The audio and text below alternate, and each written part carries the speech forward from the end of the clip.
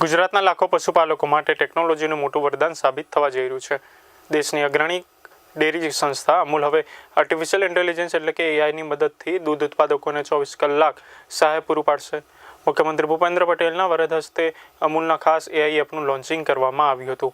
આ લોકાર્પણમાં એઆઈ સહાયકની જાહેરાત કરવામાં આવી છે કે જે પશુ આરોગ્યથી લઈને સરકારી યોજનાઓ સુધીની તમામ માહિતી પશુપાલકોને પૂરી પાડશે. અમૂલ કે જે ગુજરાતના 18,500થી વધુ ગામોમાં 36 લાખ દૂધ ઉત્પાદકોની મજબૂત સહકારી સંસ્થા છે, તે હવે એઆઈ આધારિત પ્લેટફોર્મ સાથે આધુનિક બની રહી છે. દરરોજ 350 લાખ લીટરથી વધુ દૂધ એકત્રિત કરતી અમૂલ વર્ષ 2025-26માં 1 લાખ કરોડના ટર્નઓવર તરફ આગળ વધી રહી છે. ટેકનોલોજી અને સહકારનું આ અનોખું સંયોજન લાખો મહિલા દૂધ ઉત્પાદકો માટે નવી આશા લઈને આવ્યું છે કે જે ગ્રામીણ અર્થતંત્રને નવી ઊંચાઈ પર લઈ જશે. 21મી સદીના અદ્યતન ટેકનોલોજી યુગમાં આદરણીય વડાપ્રધાનશ્રીએ એઆઈ આધારિત વિકાસ માટે અનેક પહેલો હાથ ધરી છે. Digital Bharat, India AI mission, nation AI strategy, digital agriculture mission જેવી પહેલો કૃષિ અને પશુપાલન ને ટેકનોલોજી સાથે જોડીને ખેડૂતોને સમૃદ્ધ કરવાનું આગવું વિઝન છે. ખેડૂતો અને પશુપાલકોને સહકારથી સમૃદ્ધિના માર્ગે લઈ જવાનું જીવંત ઉદાહરણ અમૂલે પૂરું પાડ્યું છે. હવે એઆઈના સંકલનથી એ જ અમૂલ ડેરી સેક્ટરમાં ક્વોલિટી, પ્રોડક્શન અને ટ્રાન્સપરન્સીમાં નવી ક્રાંતિ લાવશે.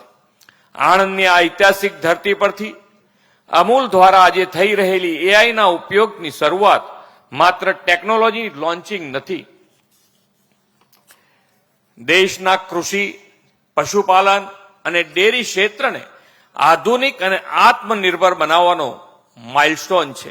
અમૂલ એઆઈ સાથે જોડાયેલા સૌને આ નવી પહેલ માટે આજે ખૂબ ખૂબ અભિનંદન પાઠવું છું. અમૂલ સભાસદો દૂધ ઉત્પાદકોને વધુને વધુ આવક મળે તેવી નવીનતમ ટેકનોલોજીનો ઉપયોગ કરીને ડિજિટલ ક્રાંતિથી પોતાનો માર્ગ મોકળો કર્યો છે. એટલું જ નહીં, તેની સુવિકસિત આગવી આઈટી સિસ્ટમમાં પશુપાલકો, સભાસદો અને દૂધ ખરીદી ઉત્પાદન સહિતનો ડેટાબેઝ પણ ઉપલબ્ધ છે.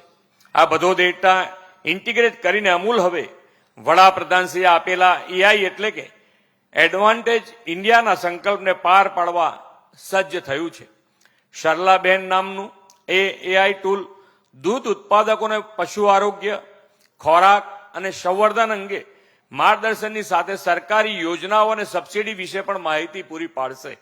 આ એઆઈનો ઉપયોગ માત્ર અમૂલ સાથે જોડાયેલા દૂધ ઉત્પાદકો પૂરતો સીમિત નથી રહેતો, પરંતુ રાજ્યના તમામ દૂધ ઉત્પાદકો આનો ઉપયોગ કરીને લાભ લઈ શકશે.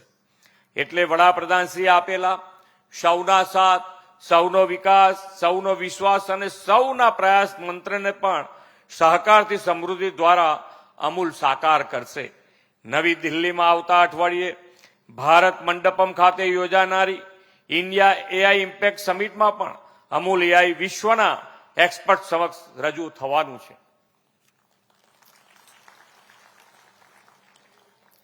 વડાપ્રધાન શ્રી નરેન્દ્રભાઈ હંમેશા ટેકનોલોજી દ્વારા ગ્રામ્ય અને કૃષિ ક્ષેત્રને મજબૂત કરવાની હિમાયતી રહ્યા છે. વિકસિત ભારતના નિર્માણ માટેના 3 કર્તવ્યો આધારિત કેન્દ્રીય બજેટ તાજેતરમાં તેમણે નેતૃત્વમાં રજૂ થયું છે. દૂધ ઉત્પાદક ખેડૂતોના હિતને કેન્દ્રમાં રાખીને પહેલીવાર અનેક મહત્વપૂર્ણ જોગવાઈઓ કરવામાં આવી છે. તેનાથી સમગ્ર ડેરી ઉદ્યોગ મજબૂત બનશે. સહકારી સંસ્થાઓ દ્વારા સભ્યોને આપવામાં આવતા ડિવિડન્ડ પર ટેક્સ પણ દૂર કરવામાં આવ્યો છે. સહકારી ક્ષેત્ર માટેના ઐતિહાસિક નિર્ણયથી લાખો સભાસદોની આવકમાં નોંધપાત્ર વધારો થવાનો છે.